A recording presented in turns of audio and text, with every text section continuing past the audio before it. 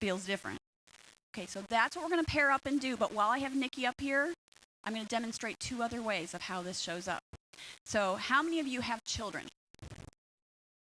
Okay, how many of you have seen a children? Okay, 1 or more, 2 or more. All right, so you know about Potato Head then. Everybody know about Potato Head? How Potato Head has different interchangeable eyes. So right now I want everyone to give Nikki and I the angry eyes. Ready? Give her angry eyes. Stop smiling and laughing. Stop. Angry eyes. Angry eyes. Everybody got that? Angry eyes. Arm up. We're going to test. Oh, Nikki. Not very good, is it? No. Everybody, so let's change up the eyes. We're going to give her the happy eyes. Give her the happy eyes. All right. Big difference, isn't it, Nikki? You see, how you show up in a meeting, how you show up when you're on the phone in a call center, right? That shows up and affects the other person. That's pretty interesting, isn't it? Yeah. Smiling, being positive, it has an impact on other people too. So the last one we're going to do is for those that have teenagers. Who here has a teenager? How many of you have seen a teenager? All right. How many of you have been a teenager? All right. This is a lie detector test. Are you ready for a lie detector test? How many of you think that? Okay, HR's going, yes. Right? Okay, so Nikki, what is your dad's name? James. So say, my name is James, my name is James, my name is James. 3 times loud. My name is James, my name is James, my name is James. Let's check. Oh, no. That's real obvious, right? When you tell a lie, your body is not as powerful, it's not as strong. You actually lose physical strength when you're not truthful to yourself or others. So we never want to leave anyone in a negative state, so we always end positive. Nikki? My name is Nikki, my name is Nikki, my name is Nikki. I got to tell you, most people go, what? She did good. Give her a round of applause for that. Good job. Good job. All right, let's see. Oh, yeah. That's her name. She's right. All right, give Nikki a round of applause. You can take your book with you. I'll sign it. All right, so what we say, our brain believes. But how many of you are thinking, that arm thing's not going to work for me? Come on, I know you are. I can see your faces. All right, so let's prove it. You're going to pair up with someone. We're just in the essence of time. We're just going to I'm going to go through the instructions up here. You're going to partner up. Please partner up with someone you don't know or don't know well, please, so that you can meet somebody new. Who's testing first? We're going to make it really easy. So the person with the shortest hair is going to have their arm up testing first. So, sir, that's really easy. Okay, arm up, thumb down, baseline, can't, can, switch. When you're both done, have a seat. I can see you. You need to be up testing.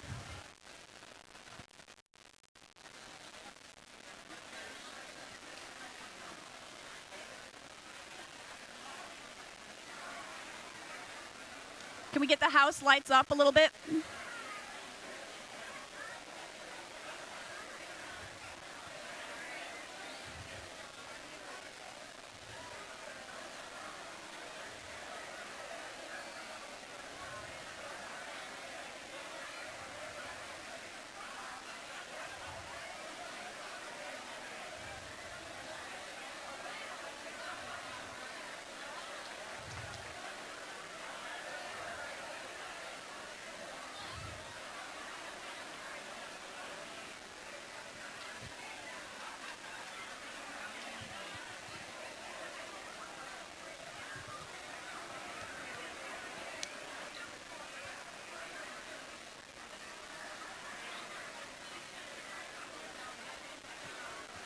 When you're both done, have a seat.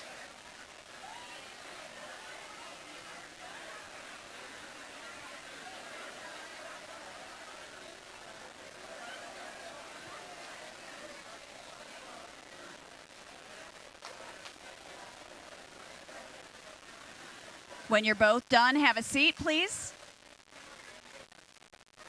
Thank you.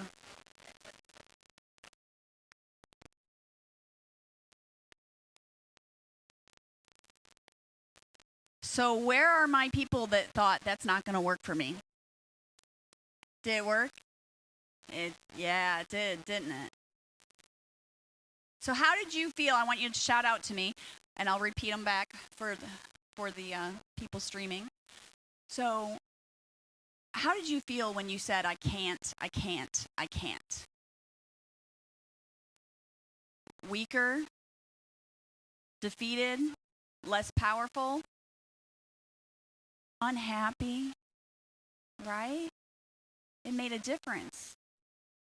Not just in how you show up, but how you felt, right? So how about when you said, I can, I can, I can? Did you feel different? Yeah. Positive. What else? Powerful, empowered. Control, in control. Yeah. Stronger. What we say, our brain believes. What we say outside, what we say inside, in our internal voice to each other, to ourselves, it matters. But more than that, let's talk about a culture, right? And our culture here. How many of you work with someone that says, oh, we can't do that, I can't do that, right? Some negative Nellies? There's no negative Nellies here at FedEx. Now, because of this exercise, you're going to be more aware of the language that other people use around you. And you don't have to allow it in your space. Help them reframe it to positive. If they say, we can't do that, then look at them. What can we do? What parts can we do? And then the follow-up question is, why not? Right? Why not? What is standing in our way? Let's figure this out. Be part of a solution. That's how we get to outstanding. Pretty cool? Now I have 2 more strategies, but I don't have enough time. So what I did to help y'all out is if you do this text, or I'm going to pass these to Sherry, and she's also said she'll email the YouTube links. I have these 3 strategies, because there's this one about positive language and shifting your awareness. The second strategy is how to delete the negative beliefs and thoughts that don't serve you. Anybody got any of those? And the third one is about how to create an invisible suit of armor between you and the negativity around you. So if you text the word fly to 72,000, it'll send you a link so you can watch them on your phone if you prefer the mobile device. To watch all 3 of those videos absolutely free. I ask for nothing. I just want you to have them. I believe there's not enough confidence in this world. And we can do something to fix that. But it starts with you. Everyone got it? All right. Thank you. I needed all these confidence boosting strategies. I told you at the beginning, I almost failed flight school.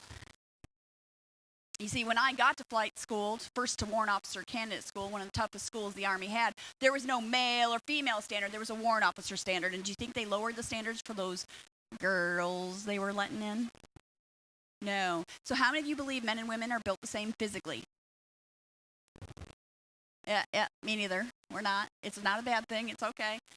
It's amazing, though. I speak at a lot of colleges, and there will be students that will raise their hand and say, yeah, we're the same. And I'm like, no. You might want to go to class once in a while. We're not. It's not a bad thing, but I had to run 2 miles, 3 miles, 4 miles, 5 miles in boots, in gear, with the men, next to the men at their pace, not mine. I had to rise up within me. I had to do push-ups, up on my toes. No knees, ladies. The same as the men. At the end of that 6-week training course, I could do 83 push-ups in 2 minutes. Yeah, let me tell you, I was buff then. Not anymore. But it was what I had to do.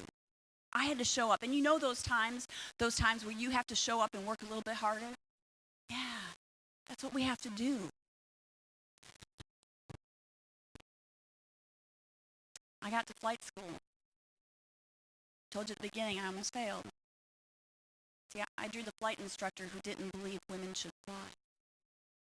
Legally, could he fail me because of my gender? Realistically, could he fail me because of my gender?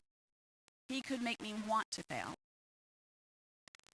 So in order for you to understand what flight school is like, I'm going to teach y'all how to fly a helicopter today. Would that be okay? Would that be pretty cool? Say yes? All right, so you need both hands and both feet absolutely free and clear of obstacles. Put both feet on the floor if you're able. I'm going to teach you how to fly. So flying a helicopter is not like anything else. With your right hand, so pull your right hand out like this. With your right hand, you're on the cyclic. The cyclic is a stick. It goes down through the floorboard, up into the rotor blade, and controls the pitch on the rotor blade. So when you want to go forward, you're going to push and lean forward. When you want to go to the side, we're going to go this way. When you want to go to the side, you're going to push and lean to that side. When you want to go to the other side, we're going to go to that side. And when you want to go back, you're going to pull back. Whoa, whoa, whoa, whoa, whoa, whoa, whoa, whoa. You have a tail back there. Don't pull it too far back. You'll hit your tail. That's bad. Don't hit your tail. Now that's all with your right hand. With your left hand, imagine your elbow is pinned to the floor and you're just moving the front part of your hand. That is your collective. Your collective is the power. The higher you pull it, the more fuel it puts in the engines, the higher in altitude and height that you can get, and the higher airspeed that you can get. So go ahead and pull some power. Now, when you pull power, what also happens is you get power in the tail rotor. So we're flying the Hueys right now that are up on the screen. So when you fly straight like this and you pull power, it puts power in the tail rotor and the tail does this. Oops. It does this. Is this aerodynamic? I'm flying straight, my tail's off to the side. Is this a good thing? No. So with your feet, independently of each other, you're going to push on the pedals to get your tail behind you where it belongs. Go ahead and push your feet on the pedals. But wait, there's more. Because while you're still doing all that, so keep your hands and feet doing all that. While you're still doing that, you have a lower console here in the middle of avionic and navigation equipment to tell you who to talk to and where to go. And while you're scanning that, you're also scanning 4 feet of instrument panel to make sure you stay in your system limitations. Because even though you are in the air, there are speed limits. Yeah, there's just no signs. You have to have them all memorized. So you're scanning all your limitations. And then while you're doing that, you're scanning outside your front windshield, a door window, and a chin bubble window down here. And by the way, in a helicopter, when you lose your engines, not if, when you lose your engines, look down that chin bubble. That's where you're going to land. There's no glide. All at the same time. But wait. Because you also have a helmet on. And with the helmet on, you have a microphone, and you're talking internally to your crew and externally to air traffic control. All at the same time. I mean, it is like multitasking on steroids. It is not like anything else. Oh, but to fly is not like anything else. How many of you have ridden a roller coaster? Is Kings Island the nearest one? Is that the one you go to? Cincinnati? Is there another one closer than that? Six Flags? Different ones, yeah. So who are my adrenaline junkies? They like the front row, front car, both arms up. Come on, no, one arm's not gonna work. Yeah, that's right. Right? If you like roller coasters, you're both arms up. Well, imagine you're in the front car of a roller coaster. You can see everything that's coming, and there's no track. You are on the controls, and there's no track. You get to decide how high, how low, how fast, or how slow, to the right or to the left, which way it should go. That is what flying a helicopter is like.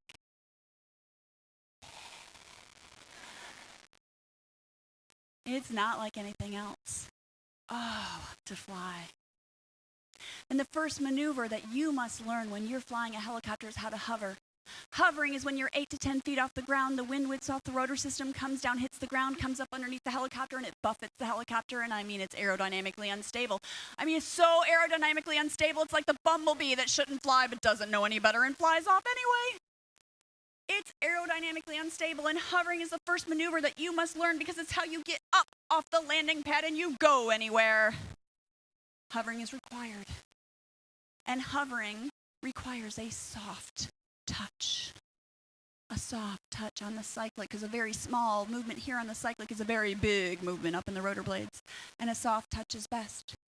But what happens to your soft touch when your flight instructor is screaming at you? You're stupid. You don't deserve to be here. You are wasting my... What makes you think you can do? And my least favorite of them all.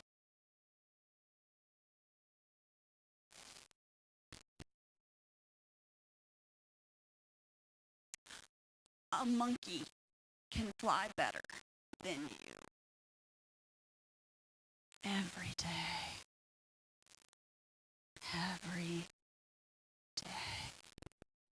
And that soft touch that I needed to fly, do you think it stayed soft? And I'd go too far to the right and back too far to the left and back too far to the right and back too far to the left. We start doing a pendulum maneuver. Yeah, that's a prohibited maneuver. Don't do that one. And he would take the controls away from me, and he would yell at me again. Week over week. Well, the first week it wasn't so bad. The guys couldn't hover either. It really was hard. The second week, no problem. I'm the only girl in the class, but not the only one